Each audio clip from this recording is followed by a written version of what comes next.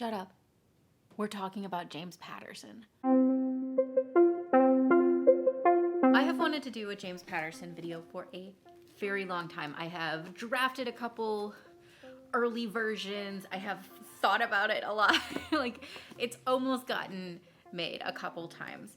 But I realized that as much as I wanted to do it, the perfect opportunity was waiting for me. And it is waiting for me on June 6th, 2022, because that is the day that James Patterson by James Patterson, the memoir, the autobiography, the book by the man himself, about the man himself, would be coming out. And then the arc came into work. So it is here. I have it in my grubby little hands. I do know that I am a little bit obsessed with James Patterson, and I have to know more about him. So love him or hate him, James Patterson is super important in publishing today. He is one of the pillars holding up modern traditional publishing, and without him, things would probably look very different. So I am going to be reading the book. I'm going to be talking about the book, but I'm also going to be talking about other things and talking about him in general. After I read the book, I'm going to compile probably a longer form script and like things I want to talk about and not just what appears in the book. So I guess like spoilers for this man's life. A couple things I'll be looking at with this book. I'm going to look for just famous people he names. I just flipping through it already saw so many, so I don't know if I'll name every single one of them, but I will definitely be counting because this man knows everybody. Like, looking at who is quoted on this arc, we've got Bob Woodward, Nicholas Sparks, Patricia Cornwell, Admiral William McRaven, Hillary Clinton, Ron Howard, Stephen Schwartzman, Phil Knight, Ben Bradley Jr., and Mike Lupica. So he just knows everybody from A to Z. And I'm actually really curious to see how many name drops he puts in the book. I also really want to pay attention to any writing or career advice he gives. I don't hate James Patterson. I've never met the man. I don't know anything about his character. This video is not going to be about his character. It's more just the really interesting space that he inhabits in writing and in publishing. He's a huge advocate for reading, especially reading in children, but reading in general. His books are kind of aimed at people who don't have a lot of time to read. And I think that's great because he's trying to encourage reading for everyone without costing people precious time that they may not have to spend. I do admire him that way. I think he's also helped give a start to a lot of writers. He acknowledges the people he writes with. He puts their names on the cover, sometimes almost as big as his own. You know, like a lot of other writers don't do that. You don't have to acknowledge a ghostwriter, but he goes out of his way to make it feel like a almost family project. So I do, in some ways, really admire him, and in other ways, I definitely kind of see him as a little bit of a hack. But this is just me filming it before I even start reading the book. I do have a couple books I really want to get to before I start this. I'm just so excited to have the arc and to begin this James Patterson journey with you all. Let's just go. Let's just get into it. 66 pages in, and we have 10 name drops. We have James Taylor, Robert Lowell, Michael Connolly, Eric Roth, Mickey Spillane, Frank McLaughlin, Digger Phelps, Jim Morrison, Robert Mapplethorpe, and Patti Smith. And by name drops, I'm just counting people that he's actually interacted with and knows. So like he saw like Jimi Hendrix perform. I'm not counting that. Joe Cocker, Thomas McGuane, Jimmy Breslin, Laura Nyro, Patti LaBelle, Monty Rock, Tina Turner, Nick Ashford and Valerie Simpson, Barry Manilow, Michael Bolton, Chris Geibenstein, Dan Staley, Tony Puryear, Craig Gillespie, Hamish Maxwell, Ned Bradford, John MacDonald, Wilfred Sheen, Norman Mailer, James Baldwin, Robert B. Parker, Woody Allen, Kurt Vonnegut, Oprah, Larry King. Nelson DeMille, President Clinton, Lisa Markland, Morgan Freeman, Lee Child, Mike Lupica, John Updike, James Carville and Mary Madeline, Tom Wolfe, Tom Cruise, Warren Beatty, Idris Elba, Jamie Foxx, Jamie Lee Curtis, Sue Grafton, Kelly Curry, Lawrence Kasdan, Mackenzie Scott, Jeff Bezos, Serena Williams, Tom Clancy, Laura Bush, George W. Bush, as well as Barbara and the other George at some point. I don't remember what page. Daniel Silva, John Grisham, Bill Clinton, Donald Trump, Melania Trump, Tina Flournoy, Hillary Clinton, Al Roker, Hoda Kotb, Gail King, Matt Lauer, Ken Langone, Jeffrey Toobin, Hugh Jackman, Charlize Theron, Barbara Hall. He claims he's done name dropping. I don't believe him. Gary Fleeter, Ashley Judd, Clint Eastwood, Fred Thompson, Craig Melvin, Susan Zerinsky, Jamie Stoles, Michael Peach, Patterson Cross, a horse, but I thought that was fun to include, Bill Mott, Dolly Parton, and Tommy Bolt. And I probably missed a couple. Okay, editing, Sam here. So yes, I was reading off a script I wrote. When I'm like looking down, I did not realize I spent so much time looking down at the camera, but that's what's happening. I'm just reading the script. There is a lot of name dropping in this book, both the famous sort and also the let me just get the full name of this person I interacted with a little context sort. The famous people sort is actually a little tongue-in-cheek at a certain point. He has a whole section dedicated to it, and it's a bit absurd, but in an intentional way. It's not all tongue-in-cheek, but I do appreciate that he has a sense of humor about it, which is something that I really wasn't expecting going into this book. And actually, I think Patterson's sense of humor came across well. For instance, there's this great moment where he's talking about what he would call a book on Ghislaine Maxwell. He has a book about Jeffrey Epstein called Filthy Rich, and he says that a book about her would be called Filthy Bitch. And I laughed. I thought it was hilarious. A lot of my laughing during reading, though, was actually laughing at the book, and not in a good way. The first 130 pages are really, really bad. So up through, I want to say about here. So at the chapter titled The Jane Stories. So I'll give it some credit. It's an arc, and by definition, not complete. So I will be quoting from this book. It is an arc. It may not make it into the final publication. It is important that you know that, and it is important that you know that more edits can be done. However, in my experience, very little tends to change between the arc and the finished copy. Even being an arc, though, this book sometimes could be pretty atrocious. There are ridiculously funny lines that come out of nowhere, like on page 36. The amount of times I've read this to people.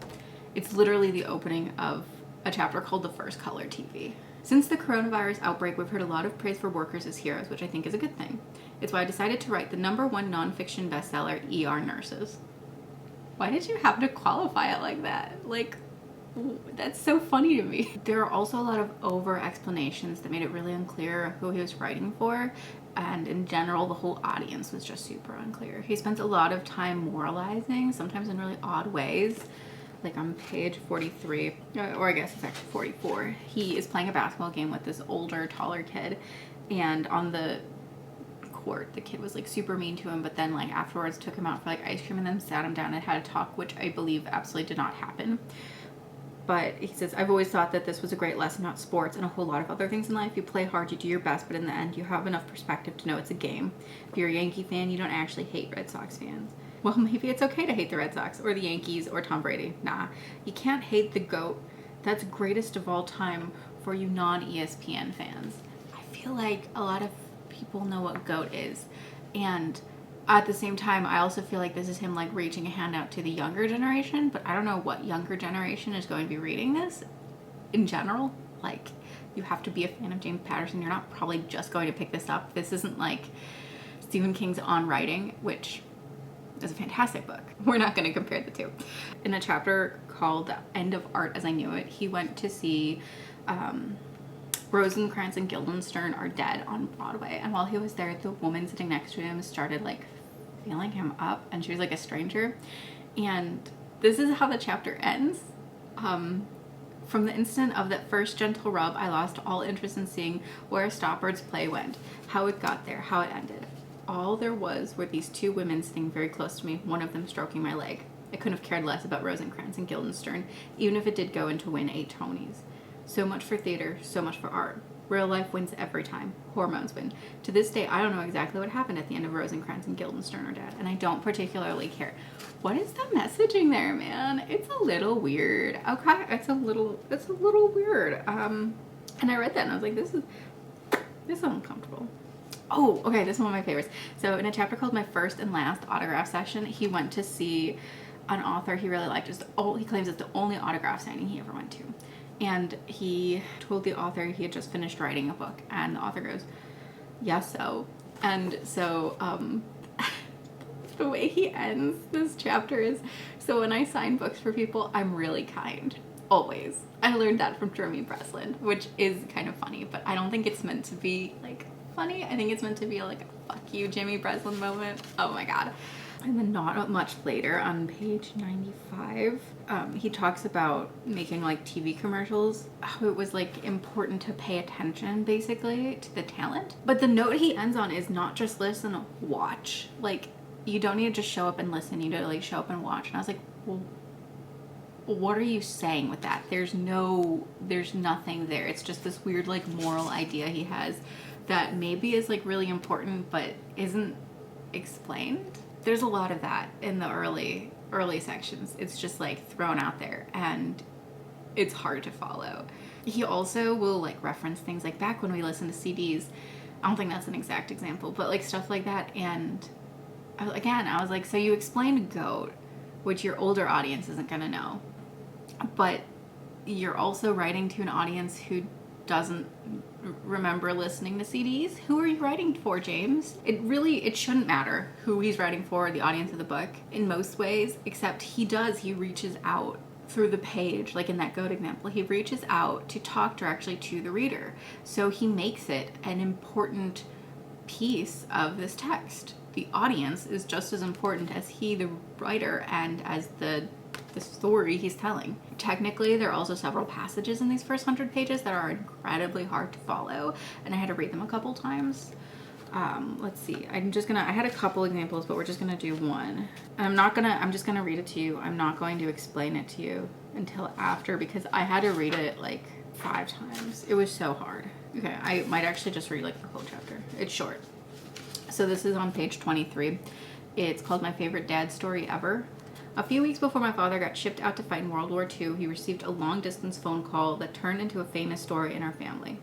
He must have told this one to my sisters and me a couple dozen times. The man who phoned my father identified himself as George Hazelton from Port Jervis, a town about 25 miles from Newburgh. He asked my dad to bear with him for a moment. He needed to set the scene. George told my dad he was about to leave for the Pacific Theater with the Navy. After dinner the night before, his mother and father had sat him down in the living room. They teared up and had trouble speaking. Finally, his father managed to say, George, you know we love you very much, and you're about to go off to fight in this horrible war, so we have to tell you something that we've kept from you all these years. We're not your natural parents. We adopted you when you were 1 year old. Then George Hazelton told my father over the phone that he was his brother. A great punchline, Uncle George. What's that line from the Doobie Brothers song, Taking It to the Streets? You don't know me, but I'm your brother? Maybe it's just me, but I had to read that section so many times to understand it. I think it's the shift where he goes from George told my dad he was about to leave for the Pacific Theater with the Navy to after dinner the night before his mother and father had set him down in the living room. It felt like it was like so George is calling Patterson's dad and saying he's like setting the scene and he's about to be shipped off. And then Patterson's dad was taken the night before to talk to his parents, and like somehow it was like related. It wasn't. It's all George telling the story that he found out that he is James Patterson's father's brother, just adopted. And I don't know why it was just so confusing, but I had to read it like several times. It's driving me crazy. And there were a couple instances of this. There's a story about someone named Digger, and then there's something on page 73 where I was just like, what are you saying here? I don't get it. The dialogue in this is also really poor. On page 52, this is part of the Digger story actually. But on page 52, he's talking to someone. He says, I met Dick Phelps years later, and he said he liked the Alex Cross novels. I told him I always rooted for Notre Dame, and that I once had a crush on his sister. Digger said, you stay away from my sister. Digger, she's like 50 now. Yeah, so what? Stay away from my sister. I don't know how to read that, because there's nothing to indicate whether Digger is joking or like if he's angry, and it's never brought up again or really contextualized at any point. So I'm just like, what? It's also just thrown in there. Like, you get this sort of long chapter. There's a lot of name dropping. No one necessarily famous, but a lot of like just this person knew this person knew this person knew this person sort of thing. And then we get this like little like small dialogue scene and it feels like it didn't happen. It feels weird because you can't figure out what the context of the other person is, and it is just never done with again. It's just like in there. It could have been excised, or it could have been just one sentence. Like one time I made a joke about liking a sister, and he was like, yeah man, stay away. Like you didn't have to make it dialogue. You could have just recounted the dialogue. And especially in the first 100-something pages, there's a lot of these instances.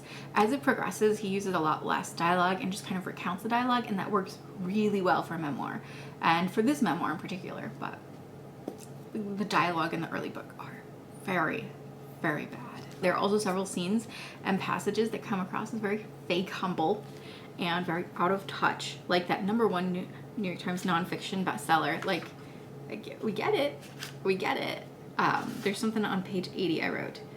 These were driving me crazy. This happened a lot in the advertising chapters. My days passed like this. I would write by hand in pencil my novel early every morning, then report for duty at J. Walter Thompson, the world's largest advertising agency. I think it was the largest. Who really cares? Note to copy editor, please don't look this up. Honestly, who cares? I mean, dude, I get that you want to downplay a little bit and say that you didn't love working there, but it did make you very successful.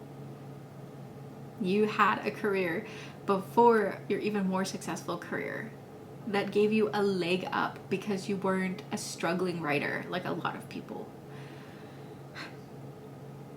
There's also a lot of complaining. He complains a lot about Hollywood, and at one point he complains about Patti LaBelle, I think it is, which is just a ridiculous scene. So his neighbor is a woman who has written a couple famous songs. Laura was nice to me, the almost perfect neighbor, except a couple nights a week. She would go out on her terrace, which connected to my terrace, to compose and sing songs. Sometimes she sang with a couple of friends, in particular the one and only Patti LaBelle. Laura and Patti would conduct song fests at midnight, at 1 in the morning, at 2 in the morning. On the one hand, I'm thinking this is very cool. On the other hand, in a couple hours, I've got to work. Much more important, before I went to work, I had to write some more pages of the Thomas Berryman number. And just the complaining was so tasteless. I get it. You know, you hate the adaptations of your work, James. You do your complaining in such a tasteless, ungrateful way. There's not a lot of gratitude in this book, especially in the early sections. There are moments of gratitude, but the book really does lack that a lot of times, or lacks sincerity in it. Because of the way James Patterson writes, his sections are short and succinct, but there's not always a lot of connection in between them, and I often found myself asking what the point was of putting these sections together, or even just a certain section existing. They're anecdotes, but are they all really important anecdotes? Above all, though, this is a memoir purportedly about a very interesting person with a very interesting career. He would constantly cut himself off. Like I told you that example of the advertising, like, note to copy editor, don't look this up. It was so frustrating. I would like stop and be like yelling at the book and be like, it's okay to be interesting, James. Just be interesting. We're reading it because you're interesting. That is just the first 130, 150 pages or so, though. There's a point where he starts to really be able to plumb some emotional depth, and that is when he starts talking about his first long-term relationship with a woman named Jane. They dated for about a decade before she sadly passed. These sections are sometimes difficult to get through. They're still not great. They still suffer a little bit from the early part of the book being slightly absurd in the wrong ways, but they have something more to them that is more meaningful than the advertising chapters. And these chapters also coincide with really the beginning of his burgeoning career as a best-selling mystery author. These two pieces, the relationship with Jane and the loss of Jane, and his career as an author, are the anchors for this text. Both emotionally, Jane is sort of a ghost a little bit. He doesn't constantly bring her up throughout the rest of the book, but you have to acknowledge that she was there, like with anyone who has been through something like that. She is there. Obviously, the book at this point is able to turn itself more directly towards being a book about a writer, because that's what it becomes. So after this point, I actually did find myself sometimes really interested in his life, and invested, which I was not expecting to be this invested at certain points. It wasn't easy to like stay invested. The really short chapters make it hard for me to just like grip the story, but there were points where I was like, okay, James, you're interesting. Or I call him at work, this is just like a fun little, I call him Jimmy P. Whenever it's like a new release, I'm like, Jimmy P day. I will admit I was wrong. This book is actually pretty okay. I can see why people would want to pick it up for genuine reasons. I can see why people would probably be his fan for genuine reasons. He doesn't talk much about the craft of writing, which is something I was hoping he would talk about, but he does talk a lot about being a writer and like his lifestyle as a writer, and me being a writer myself, though obviously unpublished. I found these just the most engaging and interesting parts. Not necessarily a book I think every writer should read, but if you're looking for like the long list of decent author bios that are going to talk about author lifestyle, I guess this might make it onto that long list. But yeah, these were easily my favorite parts. And let me get this straight before we dive further. James Patterson is a writer. He's a writer when he's writing alone. He's a writer when he's co-writing. I've never argued against this. Being a co-writer is not a lesser form of a writer, and personally I think anyone who thinks that way or claims that way has never worked successfully in a collaborative environment. And I feel like some people too will be like, have no problem with regular co-writers, but when it's James Patterson writing with someone else, it's like, nah, he's not a writer. He is still a writer. That being said, collaboration does not mean that the book is going to end up good. That doesn't guarantee anything. Just means that you worked with someone else and you're both fucked up together, or you made something beautiful together. And Patterson actually does talk a little bit about like co-writing and like the detractors of co-writing, and he brings up an obvious but really good point, which is that TV writer rooms are writer rooms, and no one has anything to say about that being like a detractor from the finished product. A lot of times you probably wouldn't even be able to tell one episode from another episode unless you have like a really stunning writer or director working on it. But who is James Patterson? This book is broken up into anecdotes about his life, and some are much more effective than others. It's not a factful account, and he does say that pretty early on it's not going to be. Makes a lot of sense because it's written a lot like his other books are, and I'd be honest, it'd be a little disappointing if he didn't stick to his tried and true style. While Patterson is best known now as an author, he really got his start in advertising when he worked for J. Walter Thompson. In the book, he talks a little bit about this point in his life, which I did bring up already. He calls it advertising hell, and how he saw it as sort of a passing career for him. He was a writer first and foremost. This just paid the bills. He was very successful though, and I think it's important with how he comports himself today. Successful advertising is all about selling an image. If I say James Patterson, you immediately have an idea of who I'm talking about, and you probably already have an idea of the kind of books he writes without even having picked one up. Or maybe you've only picked one up and yes, still have an idea. Like, he's absolutely cultivated an image for himself. He's also one of the only authors, if not the only author I've seen who has television advertisements for his books. It's been a while since I saw these advertisements, but they do exist. So yeah, he's still very much an advertiser, and I think he still writes in a lot of ways and markets himself like a professional advertiser. And he was incredibly successful in J. Walter Thompson. He was running a branch of it, I believe, by the end. All the titles really confused me. I had a hard time tracking that, but successful man. He was writing and publishing while still working in advertising. He retired from J. Walter Thompson in 1996, but his first book was actually published in 1976, and that was the Thomas Berryman number. It's a standalone and wasn't unsuccessful. He had 5 novels between that and the first Alex Cross book, Along Came the Spider, which is definitely the series that he's most defined by. The other series that I would say really define him are the Women's Murder Club series and the Maximum Ride series. Let's talk about books and let's talk about co-writers. I made a little spreadsheet based off of all the info that Wikipedia had on James Patterson's books. It is Wikipedia, and I didn't double check everything, but basically I just wanted to be able to quickly make an overview of about how many books he's putting out a year and about who his most frequent collaborators were. So it wasn't necessarily for it to be like to the T perfect. And I would say I think it only went through into early 2021 with some of his releases, so there has been more books past that point, but that's about where I'm pulling the numbers. His first co-written book was with Peter Kim in 1991 for the nonfiction book The Day America Told the Truth. The first fiction book he co-wrote was with another Peter de Jong, in 1996 with Miracle and 17th Green. 1996 is an interesting year for Patterson because it's also more or less the launch of his multiple releases a year writing style. 97 through 2000 didn't see more than one book published, but 96 had 3: Jack and Jill, Miracle and 17th Green, and Hide and Seek. Patterson has since written 3 other books with Peter de Jong: Miracle at Augusta, Miracle at St. Andrews, and Beach Road. In the past, Patterson has spoken about how he sees himself sort of akin to a film producer, and I think that's probably the best analogy we can use for the way he co-writes. He basically writes the first draft / outline, because I think they're kind of the same to him, and then will send it to someone he's going to collaborate with, and from that point they kind of go on and off. I believe like the co-writer writes a draft and then he'll go through and like change and edit, and they also have conversations throughout to really keep it moving. Something I've always really appreciated about James Patterson is how willing he is to admit he has co-writers and to credit them. There are a lot of authors today who absolutely have ghostwriters but just do not acknowledge them. I am looking at you, Nora Roberts, Danielle Steele. Are you going to seriously tell me neither of you have co-writers? Okay.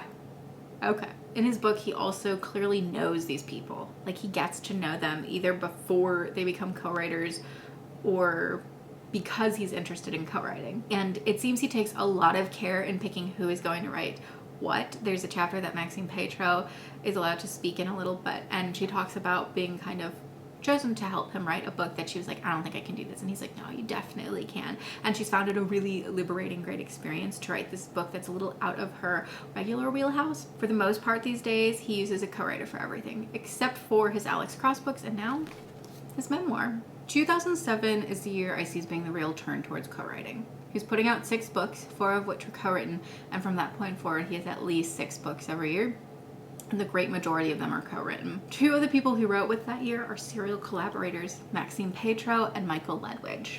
As of 2015, Maxine Petro and James Patterson have written 29 books together, most notably the Women's Murder Club series. They've known each other since the 70s, and like Patterson, Petro has a background in publishing. I think it's fair to say that for adult readers, she's his most well-known collaborator. And paraphrasing from people who read a lot of Patterson, she's his best collaborator. It doesn't look like Petro does a lot of her own solo writing, though he does collab with a lot of authors who before, during, and after collabing with him write their own stuff. She does, though, have a really huge following from koi fish enthusiasts. In 2008, she began cultivating a unique variety of koi known as ki shu sui and posts about them on KoiFin. Michael Ledwidge and James Patterson have 15 books together, and Ledwidge does write his own stuff, but he is far better known for his Patterson projects. Other big collaborators are Stephen Butler, Martin Chatterton, Emily Raymond, Andrew Gross, and Gabrielle Charbonnet, who have 5 books with Patterson each. Fun fact, Gabrielle Charbonnet may be better known to YA readers as Kate Tiernan, who wrote the Sweep series. When I found that out, my mind was a little blown. Okay. Mark T. Sullivan, James Oborn, and Candace Fox have 6 books with Patterson. Marshall Karp and David Ellis have 7 books. Howard Rogan has 8 books. Chris Tebbets has written 11 books with him, and Chris Grabenstein has written 26 books with James Patterson. Grabenstein is the same author who wrote the Mr. Lemoncello series, which is actually quite large of its own regard. Famous people-wise, Patterson is best well known for his 2 collaborations with Bill Clinton and his new release, Run Rose Run, with Dolly Parton. Let's talk about Maximum Ride. I loved this series. Okay? Who didn't read Maximum Ride in middle school? The first 3 books were awesome. And then they took a weird turn. Not just weird, but sloppy. Even as a kid, I felt like the writer just didn't care anymore about the plot or the characters. There was nothing there to sustain the story. And I do honestly believe that this is a problem with Patterson in general. He spreads himself far too thin, and he drags a story out long after it is dead. He's a good writer, and he could be a great writer, but with this much output, he's playing at a jack-of-all-trades, master-of-none type writing style. So I don't think he's really going to ever amount to anything that he really, really wants. In the book, he's talked about wanting to write the great American novel or win a Nobel Prize in literature, but If this is where he's still writing at versus where he was writing like 10 years ago, that shows almost no growth towards these goals. And I don't think that these accomplishments are going to be his anytime soon, if ever. There is something else to talk about with Patterson, though, and that is his dedication to literacy, especially literacy in children. He brings it up in the bio quite a bit, but he doesn't really break it down for you, so I will. As of 2022, 54% of adults have a literacy below that of a 6th grade reading level. As of 2013, nationwide, it was found that 66% of 4th graders could not read proficiently, and a 4th grader is a 10-year-old, if you're not sure what age range that is. At that point, me and my classmates were reading Percy Jackson. That's what we were picking up. So that's kind of the age range and reading level we're looking at. What should be obvious is that there are differences based on the community that these children are in, with white communities normally scoring higher on literacy scales than Black and Hispanic communities. The reason, quick answer, racism. Reading begins at home for many children, and Patterson encourages parents to read to their kids and encourages kids to read. He has written a slew of children's books, and my God, has he been dumping those out recently. You have no idea. These are aimed, obviously, directly at appealing to children, and he claims that he actually does have a lot of young kids reading these books and really enjoying them. And his goal really is just to get kids to pick up a book and to get kids reading. And sometimes it's his books that are the first books that kids read. For adults, his books are written in a style that appeals to the average consumer with short, catchy chapters. And I think one of his greatest ideas was Bookshot. I have long been a supporter of the Bookshot. These are a series of incredibly quick reads that are perfect for people who don't have a lot of time or who don't have a great reading level and still want a well-written, engaging story that's not going to pander to them. I don't think Bookshots are still being written, or if they are, they're probably all digital only, but I do believe they've been being put into print into like compilations. Bookshots are brilliant, okay? I just love that these exist. I think they're a really great idea, and I think they're a great way to continue engaging readers who don't have time for something longer, or who can't read something longer but want a good story. I think he compared it to reading like an episode of television, like as if you were watching it, but like reading it on the page. If there is anyone out there watching this who could somehow get me a copy of the unpublished Bookshot, The Murder of Stephen King, I would be so eternally grateful. Patterson is a philanthropist whose focus is on early childhood education. He has his own scholarships, supports teachers by purchasing libraries and books for their classrooms, supports independent bookstores by giving holiday bonuses to the employees, and has created the Jimmy imprint and Read Kiddo Read in hopes of engaging young readers. I think it's easy to say that this aspect of Patterson is by far the most important aspect of his public life. And it is incredibly honorable. Even if he never writes the great American novel, he'll have introduced thousands of people to books, which is an even better reward for a well-lived life. I am not a fan of James Patterson books, and that is not going to change. They are not for me. I considered taking one of his novels and taking it apart on a technical level, but that's the thing. They're not for me. And I know that. I'm not going to like them. I'll go into them with a bad intention, and that is not fair. Lots of people do like them, and that is good. I like to pretend at being a snob because it's a little fashionable to be a little pretentious, and I don't mind being seen as a little pretentious, or even a lot pretentious. I don't think anyone sees me as a lot pretentious, but like, you know, I'm too quirky to be truly pretentious. That was such a pretentious thing to say. Truthfully, if you're reading, I am happy. And if what you're reading is James Patterson, I'm happy. You could definitely do worse. I think I get along with James Patterson in person.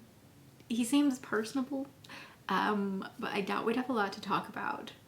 And I dislike the way he straddles the political divide. It's like walking down the center of this road that is about to fork off, man. This isn't a political video, but these days I feel like everything boils down to that. So no, I don't think we'd necessarily get along, but I don't think we'd like hate each other. There is one last thing I want to talk about before I end the video, and that is that he actually lists his favorite books in this book, and I just wanted to list them out for you. There are a lot, so that's funny. This page accidentally got dog-eared, and this chapter is called Dog-Eared and Well-Loved Books. How funny. The Tin Drum, Gunter Grass. Mr. Bridge and Mrs. Bridge, Evan S. Connell Jr. Setting Free the Bears, John Irving. 100 Years of Solitude, Gabriel Garcia Marquez. The Exorcist, William Blatty. The Day of the Jackal, Frederick Forsyth. Eye of the Needle, Ken Follett. The Bonfire of the Vanities, Tom Wolfe. The Autobiography of Miss Jane Pittman, Ernest J. Gaines. The Book Thief, Marcus Zusak. 92 in the Shade and the Sporting Club, Thomas McGaughan. Night Dogs, Ken Anderson. Double Indemnity, James M. Cain. A Time to Kill, John Grisham. Marathon Man, William Goldman. Anything by Don Winslow or Lee Child. Winter's Bone by Daniel Woodrell. Goodbye Columbus and When She Was Good by Philip Roth. A Fan's Notes, Frederick Exley. Push, Sapphire. Matterhorn, Carl Marlantes. Different Seasons, Stephen King. Cogan's Trade and The Friends of Eddie Coyle by George V. Higgins. Them, Joyce Carol Oates. Gone Girl, Gillian Flynn. The Virgil Flowers novels by John Sanford. The Forever War, Dexter Filkins. The Natural and the Fixer by Bernard Malamud. Seabiscuit, Laura Hillenbrand. Steps and the Painted Bird, Jerry Kaczynski. All the Pretty Horses, Cormac McCarthy. The French Lieutenant's Woman, John Fowles. A Seven-Story Mountain, Thomas Merton. The Color Purple, Alice Walker. Birdie, William Wharton. Red Dragon, Thomas Harris. Play It As It Lays, Joan Didion. Fat City, Leonard Gardner. The Armies of the Night, Norman Mailer. Go Tell It on the Mountain, James Baldwin. The Master and the Margarita, Mikhail Bulgakov. Our Lady of the Flowers and the Thief's Journal by Jean Genet. City of Night, John Reschi. Dog Soldiers, Robert Stone. Anything by Rob Chernow. 9 Horses, Billy Collins. All My Friends Are Going to Be Strangers and Leaving Cheyenne by Larry McMurdy. How to Live or A Life of Montaigne in One Question and 20 Attempts at an Answer by Sarah Blatt Bakewell. And The Life and Opinions of Tristram Shandy, Gentleman, Lawrence Stern. Surprised? Me too.